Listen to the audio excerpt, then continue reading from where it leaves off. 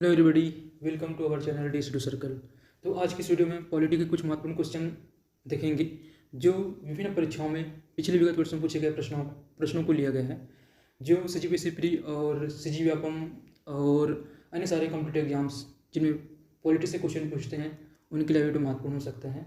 जैसे कि एसएससी हो गया, रेलवे हो गया, ठीक है, जितने भी कॉम्पिटिटिव एग्जाम्स जिसमें पॉलिटिक्स से क्वेश्चन पूछते हैं उनके लिए यह वीडियो महत्वपूर्ण हो सकता है। तो चलिए इस वीडियो की शुरुआत करते हैं। तो पहला क्वेश्चन आपकी स्क्रीन पर है, सरकारी आयोग किससे संबंधित है? ऑप्शन ए बैंकिंग सुधार, ऑप्शन बी केंद्र राज्य संबंध, ऑप्शन सी शेयर बाजार, ऑप्शन डी विनिवेश। तो आप लोग को अगर इसका आंसर पता है तो कमेंट बॉक्स पर कमेंट कीजिए।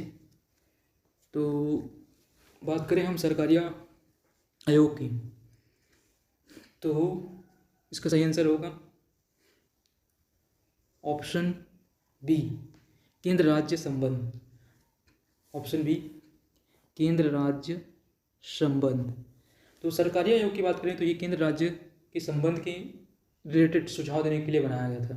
ठीक है, तो सरकारी आयोग केंद्र राज्य संबंध से संबंध रखता है, केंद्र राज्य के बीच में जो संबंध है उसमें सुझाव देने के लिए बनाया गया था और केंद्र राज्य संबंध से संबंध रखता है सरकारी आयोग। ठीक है, तो ध्यान में रखिएगा इस क्वेश्चन के आंसर को।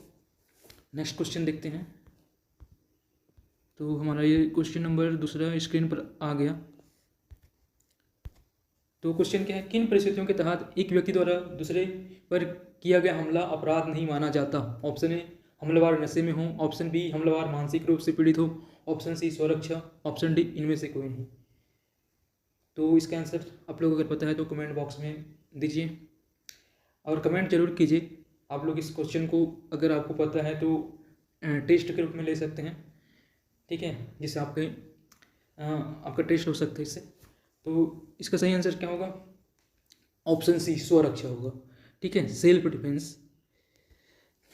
तो सेल्फ डिफेंस के लिए यदि कोई व्यक्ति जो है, ठीक है, दूसरे व्यक्ति पर हमला करता है तो उसे अपराध की श्रेणी में नहीं माना जाता है, अपराध नहीं माना जाता है, ध्यान रखिएगा। ठीक है, तो आप अपने सेल्फ डिफेंस के लिए क्या कर सकते हैं, आप दूसरे व्यक्ति पर हमला कर सकते हैं। अगर कोई व्यक्ति आप पर हमला कर रहा है, ठीक है, आपको मारने की कोशिश कर रहा है, तो आप अपनी रक्षा के लिए क्या कर सकते हैं, उस पर हमला कर सकते हैं। इस सिचुएशन में किया गया हमला क्या होगा? अपराध नहीं माना जाएगा। सुरक्षा के लिए किया गया हमला जो है, दूसरे व्यक्ति पर किया गया हमला जो है अपराध नहीं माना जाएगा। ठीक है, तो ध्यान रखिएगा इस क्वेश्चन के आंसर को और इस बात को। ठीक है, नेक्स्ट क्वेश्चन देखते हैं। तो हमारे पास ये नेक्स्ट क्वेश्चन आ गया स्क्रीन पर, क्वेश्चन नंबर 3। तो क्वेश्चन क्या है, निम्न महिलाओं में कौन सबसे लंबी अवधि के लिए मुख्यमंत्री रही? तो option A Sushri Mayawati, option B Sushri Jayalalithaa, option C Sushri Mamata Banerjee, option D Shrimati Sheila Dikshit. ठीक है, तो इसका आंसर दीजिए कमेंट बॉक्स पर। तो हम बात करें सबसे लंबी अवधि के लिए मुख्यमंत्री रही तो कौन रही है? तो ये है आपका सही answer option D Shrimati Sheila Dikshit. ठीक है, जो दिल्ली की मुख्यमंत्री रही थी, तो यही श्रीमती शीला दीक्षित ही क्या थी, सबसे लंबे अवधि के लिए मुख्यमंत्री रही है। ठीक है, उपयुक्त ऑप्शन में से। ठीक, ये क्वेश्चन आपका पूछा गया था सीजीपीएससी एसएससी मेंस 2008 में। ठीक है, ध्यान में रखिए। तो हमारे पास नेक्स्ट क्वेश्चन आ गया स्क्रीन पर, क्वेश्चन नंबर 4। निम्नलिखित में से कौन सा कथन भारत के राष्ट्रपति के अधिकारों के संबंध में सत्य है? ऑप्शन ए राष्ट्रपति वास्तव में देश का कार्यकारी अधिकारी होते हैं, ऑप्शन बी राष्ट्रपति की अनुमति से संसद में पारित विधेयक कानून बनते हैं, ऑप्शन बी। ठीक है, नेक्स्ट ऑप्शन देखते हैं। ऑप्शन आपके ये सी आ गया, संकट काल में राष्ट्रपति केंद्र सरकार का अधिग्रहण करता है, ऑप्शन डी राष्ट्रपति को सर्वोच्च न्यायालय के निर्णयों के विरुद्ध अपील की जा सकती है। तो इसका आंसर दीजिए आप कमेंट बॉक्स पर, आंसर जरूर दीजिए कमेंट बॉक्स पर। ठीक है, इससे आपका टेस्ट होगा। ठीक, अगर आपको आंसर आता है तो ज़रूर दीजिए, नहीं आता है तो आप इसको सुनकर, वीडियो को सुनकर याद कर लीजिए और याद करने की कोशिश कीजिए। ठीक है, जितने भी एक्सप्लेन किया जा रहा है उसको भी समझने की कोशिश कीजिए ताकि आपको याद रह सके। सुनकर याद करने में ज़्यादा याद रहता है और याद हो पाता है। ठीक है, तो हम बात करें राष्ट्रपति के अधिकारों के संबंध में स्टेटमेंट के, तो सत्य स्टेटमेंट देखना है। ठीक है, पहला स्टेटमेंट दिया है राष्ट्रपति वास्तव में देश का कार्यकारी अधिकारी होता है, तो ये स्टेटमेंट क्या है? गलत है। पहले स्टेटमेंट की अगर बात करें तो स्टेटमेंट क्या है? गलत है। दूसरा स्टेटमेंट दिया है राष्ट्रपति की अनुमति से संसद में पारित विधेयक कानून बनते हैं, तो ये स्टेटमेंट बिल्कुल सही है और हमारा आंसर यही होगा। हमारा जो आंसर क्या होगा, ऑप्शन बी हमारा राइट आंसर होगा। ठीक है, ऑप्शन बी हमारा क्या होगा, राइट आंसर होगा। क्योंकि राष्ट्रपति की अनुमति से संसद में पारित विधेयक क्या होता है, कानून बनता है। कानून बनता है राष्ट्रपति की अनुमति से। संसद में पारित विधेयक को जब तक कि राष्ट्रपति उसमें साइन नहीं करेगा, हस्ताक्षर नहीं करेगा, ठीक है, तब तक वो कानून नहीं बन पाता है। ठीक है, ध्यान रखिएगा। तो देखते हैं नेक्स्ट क्वेश्चन। क्वेश्चन नंबर 5 आ गया आपके स्क्रीन पर। एक मिनट, मैं इसको थोड़ा सा एडजस्ट कर लेता हूँ। ये क्वेश्चन पूछा गया था आपका 2008 में पूछा था CGPSC SSC मेंस में। ठीक है, तो इस क्वेश्चन को मैं थोड़ा सा एडजस्ट कर लेता हूँ। पंचायती राज संस्थाओं को किस जनादेश के माध्यम से संवैधानिक स्वरूप मिला है?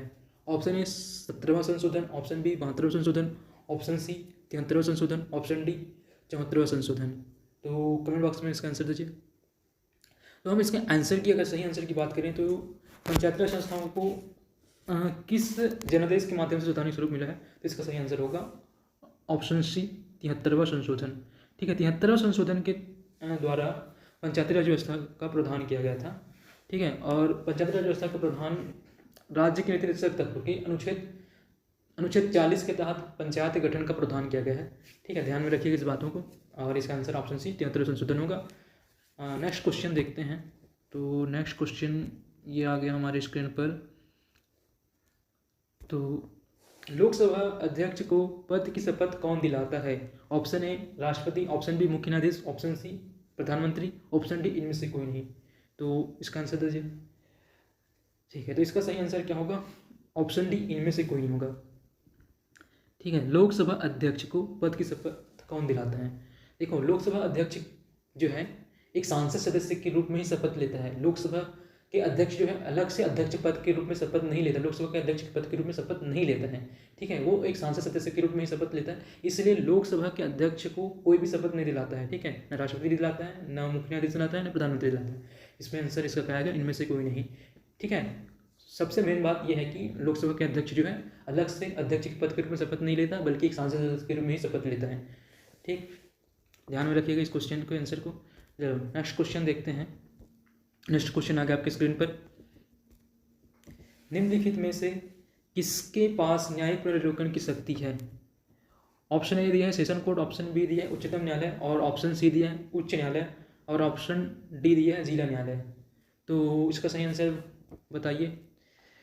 देखो, इस क्वेश्चन का सही आंसर तो उच्चतम न्यायालय और उच्च न्यायालय दोनों हो सकता है, क्योंकि दोनों के पास ही न्यायिक पुनर्विलोकन की शक्ति है। और इस क्वेश्चन को पूछा गया था CGPSC SSC मेंस में 2011 में, और इस क्वेश्चन को विलोपित कर दिया गया था। क्योंकि हम बात करें न्यायिक पुनर्विलोकन की शक्ति की, तो उच्चतम न्यायालय और उच्च न्यायालय दोनों के पास न्यायिक पुनर्विलोकन की शक्ति है। ठीक, याद रखिएगा। देखते हैं नेक्स्ट क्वेश्चन। नेक्स्ट क्वेश्चन आ गया आपके स्क्रीन पर। राष्ट्रीय मतदाता दिवस कब मनाया जाता है? ऑप्शन ए 26 जनवरी, ऑप्शन बी 30 जनवरी, ऑप्शन सी 25 जनवरी, ऑप्शन डी 1 जनवरी। तो इसका आंसर दीजिए आप लोग कमेंट बॉक्स पर। तो इसका सही आंसर है ऑप्शन सी 25 जनवरी। तो राष्ट्रीय मतदाता दिवस 25 जनवरी को मनाया जाता है, याद रखिएगा। ठीक है, 25 जनवरी को राष्ट्रीय मतदाता दिवस मनाया जाता है, ध्यान रख लीजिए, ध्यान रखिएगा। ठीक है, और 26 जनवरी को गणतंत्र दिवस मनाया जाता है। 26 जनवरी को ठीक एक दिन पहले राष्ट्रीय मतदाता दिवस होता है, ध्यान में रखिएगा इसको, इस बात को। देखते हैं नेक्स्ट क्वेश्चन, क्वेश्चन नंबर 9। संसद के प्रथम सत्र की शुरुआत राष्ट्रपति के भाषण से होती है, यह भाषण कौन तैयार करता है? ऑप्शन ए राष्ट्रपति, option B speaker, option C cabinet, और ऑप्शन डी राष्ट्रपति कार्यालय। तो चलिए इसका सही आंसर दीजिए। आप लोग को अगर पता है आंसर तो कमेंट बॉक्स में दीजिए। तो इसका आंसर है ऑप्शन सी कैबिनेट। ठीक है, तो संसद के प्रथम सत्र की शुरुआत राष्ट्रपति के भाषण से होती है, और यह भाषण जो है कैबिनेट तैयार करता है। ठीक है, तो ध्यान में रखिए, ध्यान में रखिएगा। नेक्स्ट क्वेश्चन देखते हैं। नेक्स्ट क्वेश्चन आ गया आपके स्क्रीन पर, क्वेश्चन नंबर 10। तो क्वेश्चन नंबर 10 है, गोस्वामी समिति निम्नलिखित में से किससे संबंधित है? ऑप्शन ए केंद्र राज्य संबंध, ऑप्शन बी पंचायती राज व्यवस्था, ऑप्शन सी भूमि सीलिंग व भूमि अधिकार सुधार, और ऑप्शन डी चुनाव सुधार। तो इसका आंसर दीजिए आप लोगों को अगर पता है तो कमेंट बॉक्स में। तो इसका सही आंसर होगा ऑप्शन डी चुनाव सुधार। तो बात करें हम गोस्वामी समिति, मतलब दिनेश गोस्वामी समिति की बात हो रही है यहाँ पे, तो दिनेश गोस्वामी समिति चुनाव सुधार से संबंधित है। ठीक है, याद रखिएगा, दिनेश गोस्वामी समिति चुनाव सुधार से संबंधित है, तो याद रखिएगा।